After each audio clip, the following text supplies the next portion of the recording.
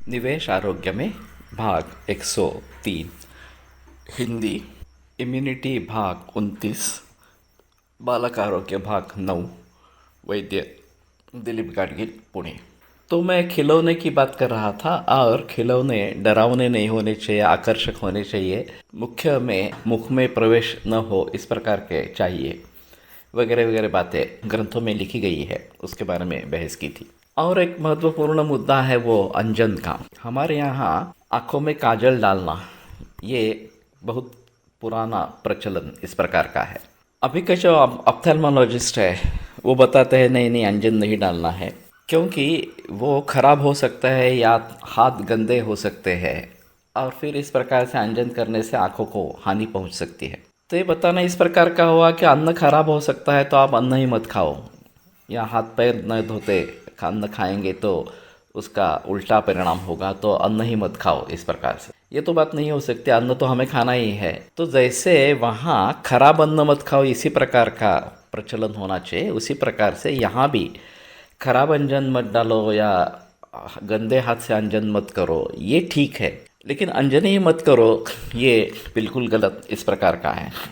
पुराने ज़माने में घर पे अंजन बनता था। एक आसान तरीका ऐसा है कि शुद्ध भीमसेनी कपूर को जलाते हैं, उसके ऊपर एक प्लेट रखते हैं, तो उसमें उसकी काजड़ी जिसको बोलते हैं वो जमा हो जाती है, इकट्ठा हो जाती है, और फिर घी या एरंडी का तेल ये उसमें डाल के अंजन बनता है। ये घरेलू अंजन है और बहुत आसान अच्छा है। ग्रंथों में जो निर्देश है वो सुरमा जिसको कहते हैं सौव्यरांजन, ये संस्कृत नाम है, उसका प्रयोग करना है। अंजन अंजने तेन भवता मनोज्ञ सूक्ष्म दर्शने, इस प्रकार का वर्णन है कि ये अंजन नियमित करने से सुरमा जो है वो मनोज्ञ नेत्र जो है वह मनोज्ञ हो जाते हैं और सूक्ष्म दर्शन हो जाता है कि बहुत छोटी छोटी चीज़ें भी देख सकते हैं, तो उसकी शक्ति देखने की शक्ति बढ़ जाती है। तो ये करने के लिए हमें नियमित रूप से इस प्रकार का संविरांजन करना जरूरी है। अब आखाती देशों में सुरमा काफ़ी प्रचलन में है, वहाँ खोजाती कंपनी का सुरमा प्रख्यात है और बहुत सारे लोग उसका प्रयोग करते हैं। वैसे विदेशों में इस प्रकार का अंजन का प्रचलन नहीं है, तो विदेशी डॉक्टर तो उसके बारे में कुछ नहीं कहते।